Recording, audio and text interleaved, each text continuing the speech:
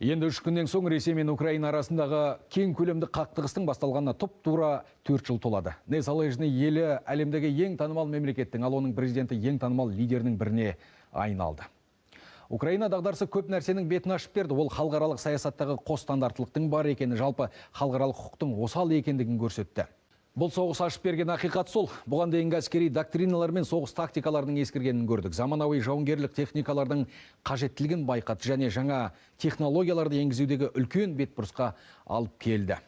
2022 жылдың 24 ақпанына қараған таңда Украинаның қалаларында дабыл сиреналары сайрап қоя берді. Әскери нысандарға ғана емес, елді мекендерге де зымырандар жаңбырша жауды. Ресей әскерлері Ростов, Белгород, Қырым және Беларусь республикасының аумағынан елге кірді. Бүгінгі күндегі картина сол. Тараптар ит шығыс тартыстан титықтай бастады. Ауқымды әрі маневрлы ұрыс қимылдары бәсеңдеп, екі жақтың күштері позициялық шеп құрып соғысып жатыр. Донбасс өлкесіндегі Северодонецк, Мариуполь, Бахмут, Солидар, Авдеевка, Попасная, Рубежная сынды ондаған қалалар толық қирады. Ал Маринка, Волноваха, Угледар қалалары үйіндіге айналып, бірде-бір бүтін ғимарат қалмады. Тараптарды татуластырам деген Трамптың талпынысы да әзірге нәтиже бермей тұр. Дипломатия майданында да ит шығыс. Мәскеу Украина күштері Донбастан кетсін деген талап қойса, Киев бір қадым жерімізді бермеміз деп табандап отыр. 4 жыл бойы жалғасып жатқан соғыста Украинада 15 мыңнан астам бейбіт тұрғынның өлімі расталды. Із-түзсіз жоғалғандар 10 мыңдап саналады. Жарланған бейбіт тұрғындар саны 43 мыңнан асып отыр.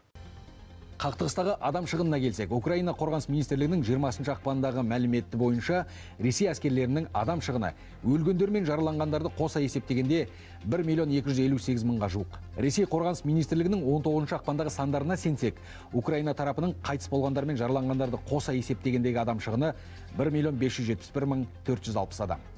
Ресей мен арадағы кикілжің басталған 2014 жылдан бастап алатын болсақ, Украина, Қырым, Донецк және Луганск облысының біраз аумақтарынан айырылды. Ал 2022 жылдан бері қарай тартсақ, Запорожье, Херсон облыстарының бірқатар аумақтары Ресей оккупациясына өтті. Кремль бұл қақтығыста әуелде арнайы әскери операция деп жариялап, оның басты мақсаты ретінде Украинада денацификация және демилитаризация жүргіземіз деп межеледі. Бірақ нәтиже керісінше болып шықты. Мәселен, денацификация. Украина халқының орыс тілді бөлігі бұрын Ресейге ниеттес, жақтас болса, кейін керісінше антиресейлік көңіл-күй күшейді. Демилитаризация. Путин елді толық қарусыздандыру міндетін қойды. Украина әскері керісінше Еуропадағы ең қуатты әрі тәжірибелі армияға айналып шыға келді.